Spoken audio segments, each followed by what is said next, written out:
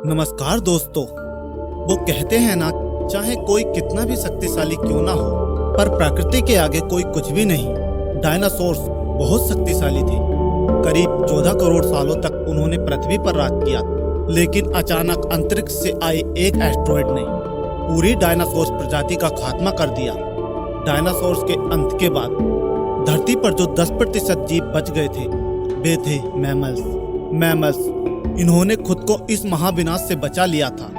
अत्यंत गर्मी से बचने के लिए ये जमीन के अंदर रहने लगे और जिंदा रहने के लिए इन्होंने सब कुछ खाना शुरू कर दिया।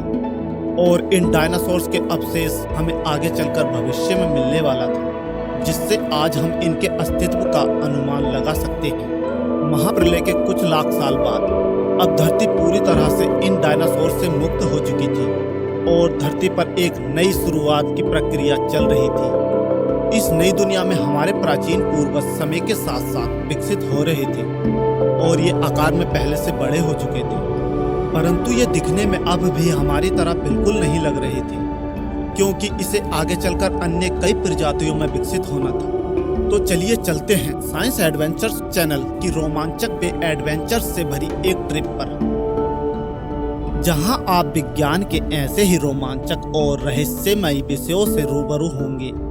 तो चलिए चलते हैं। आज से करीब 4.7 करोड़ साल पहले अब धरती का तापमान पूरी तरह से आज के समान बन चुका था। इस वक्त धरती का तापमान 24 डिग्री सेल्सियस था और धरती का एक दिन करीब 24 घंटों का होता था। और इस वक्त धरती के सारे महाद्वीप लगभग पूरी तरह से जाने पहचाने थे। केवल एक नए भूभाग की रचना बाकी रह गई थी। धरती के टेक्टोनिक प्लेट्स में एक बार फिर से हलचल हुई, जो धरती के दो बड़े बड़े द्वीपों को एक दूसरे के पास ले जा रही थी। ये वही भूभाग है जहां आज इस वीडियो को देखने वाले अधिकतर लोग रहते हैं। यह है इंडिया, जो एशिया महाद्वीप की ओर तेजी से बढ़ रहा था। इन दोनों द्वीपों के आपस में टकराने की वजह से एक नई भूश्रृंखला का निर्माण हुआ और एक नई पर्वत श्रृंखला हिमालय, और यह है दुनिया की सबसे ऊंची चोटी माउंट एवरेस्ट। इस पर्वत श्रृंखला में गिरने वाला बर्फ आगे चलकर कई नदियों का निर्माण करने वाला था, जो भविष्य में लगभग दुनिया की आधी आबादी को पीने का पानी मुहैया कराने वाली थी। लेकिन यहाँ धरती पर अब भी कुछ कमी रह गई थी। धरती पर अभी भी कुछ चीज लापता थी। वे थे हम मनुष्य। लेकिन अब यहाँ परिस्थितियां बदलने वाली थी। आज से करीब 40 लाख साल पहले अफ्रीका के पूर्वी इलाके में एक नई पर्वत श्रृंखला का निर्माण हुआ, ईस्ट अफ्रीकन रिफ्ट वैली। ये पर्वत यहाँ आने वाली मानसूनी हवाओं के लिए एक अवरोध बन गई थी और इस वजह से यहाँ के जंगलों में बारिश आनी बंद हो गई। यहीं इसी जंगल में रहते थे एप्स। ये पेड़ के ऊपर रहते थे, जहां उनको खाने की कोई कमी नहीं थी। इस वजह से ये हमेशा पेड़ों पर ही रहते थे। लेकिन अब यहाँ समय के साथ साथ सूखा पड़ने लगा था। बिना बारिश के जंगल पूरी तरह से साफ हो गए और इन एप्स के लिए खाने की समस्या उत्पन्न हो गई। खाने की तलाश में इन्होंने पेड़ों से उतरने का निर्णय लिया। ये है एडिपिथेकस रेमिडस। ये हमारे पूर्वज थे जिन्होंने एक बहुत बड़ा निर्णय लिया था। इनका दिमाग एक संतरे जितना बड़ा था और आकार में ये महज 4 फीट लंबे होते थे।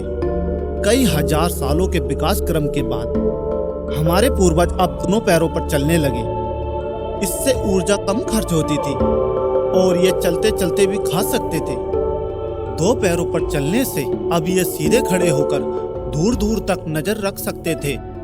समय के साथ साथ विकास की प्रक्रिया चलती रही और हमारे पूर्वज धीरे धीरे विकसित होने लगे। 23 लाख साल पहले हमारे पूर्वज का दिमाग काफी बड़ा हो गया था और ये थे होमो हैबिलिस। इन्होंने पहली बार पत्थर को हथियार की तरह इस्तेमाल करना शुरू किया। जैसे ही इस मामूली से पत्थर पर धारदार किनारा बना, हमारे पूर्वजों के पास एक हथौड़ा आ गया। हमें काटने का हथियार मिल गया, जिससे वो हजारों ऐसे काम कर सकता था जो वो पहले नहीं कर पाता था।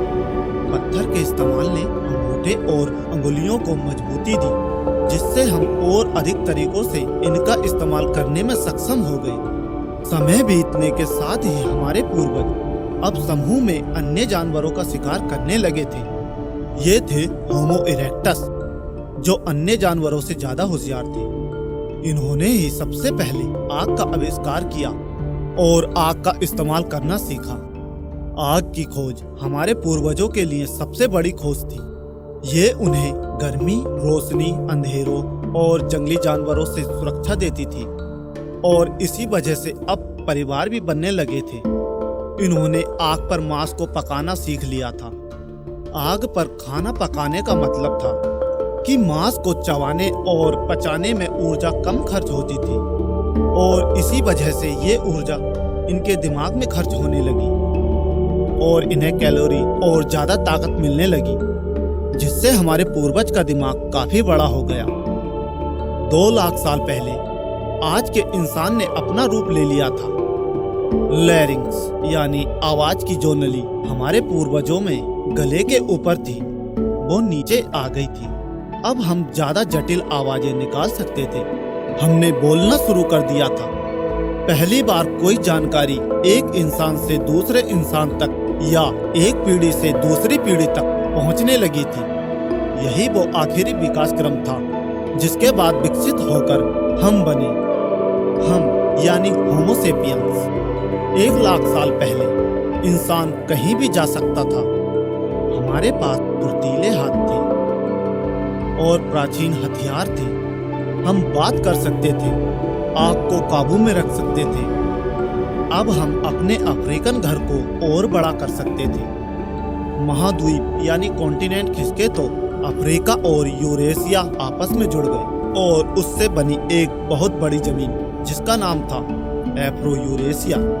इंसानों के दूर दूर जाने से बहुत बड़ा बदलाव आया।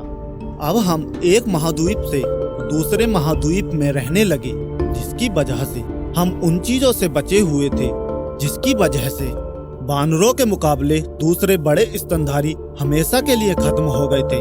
करीब 50,000 साल पहले आज से शुरू हो गया और नॉर्थ पोल से आगे बढ़ने लगा। उसी वक्त इंसान चाइना और ऑस्ट्रेलिया तक पहुंच गया था।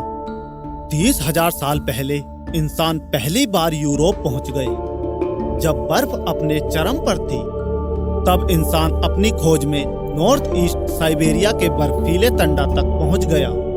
आइस एज के इतने कठिन दौर में भी इंसान हर उस हुनर का विकास कर रहा था जिससे कि वो सच्चे मायनों में इंसान बन सके। हमने खुद को इस माहौल में ढाल लिया था। हम ज्यादा समझदार हो गए थे। उसके बाद हमने पूरी दुनिया में अपनी बस्तियां बसा ली। समुद्र के किनारे से पहाड़ की चोटियों तक, हरे भरे मैदानों से लेकर पथरीले इलाकों तक, हर जगह इंसान थे। हमारा हुलिया, त्वचा, बाल और आंखों का आकार जलवायु और जगह के अनुसार बदल गया। हमने अपनी आवश्यकता के हिसाब से खेती शुरू की और जानवरों को पालना शुरू कर दिया। हमने कस्बों और शहरों का निर्माण शुरू किया। उसके बाद हमारी सभ्यता और संस्कृति का जन्म हुआ। हमने विज्ञान और गणित का इस्तेमाल शुरू किया, जिससे हमें भविष्य में जाने के लिए ऊर्जा और तकनीक मिली। ये है हमारा समय। अब हम पूरी तरह विकसित हैं। हमारे जैसा इस धरती पर अब कोई जीव नहीं है। आज हम जानते हैं कि हम कौन हैं, कहां से आए हैं, लेकिन ये तो बस शुरुआत है। हमें अभी आने वाली चुनौतियों का सामना करना है और खुद को विकसित और आधुनिक बनाना है। आज से करीब कुछ सेकंड पहले हमने और आपने साथ में मिलकर 4.5 अरब साल पहले के सफर को तय किया। अब हम वापस घर आ चुके हैं। ये है हमारी दुनिया। आज हम अपने आसपास घटने वाली घटनाओं को पूरी तरह से समझ सकते हैं। हम जानते हैं कि ये समुद्र कहां से आए।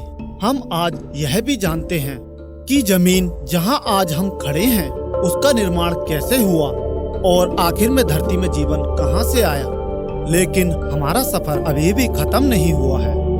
हमें अभी और भी आगे जाना है। हमें अभी इस संसार को और अच्छे से समझना बाकी है। तो आज के लिए बस इतना ही। अगर आपको यह वीडियो पसंद आया हो तो वीडियो को लाइक और दोस्तों में शेयर जरूर करें और नीचे कमेंट सेक्शन में हमें कमेंट करके जरूर बताएं कि आपको यह सफर कैसा लगा।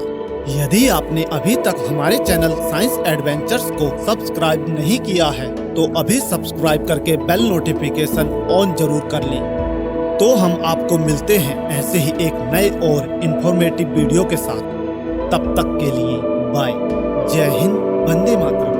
ख्याल रखें अपना और अपने परिवार का। Bye bye.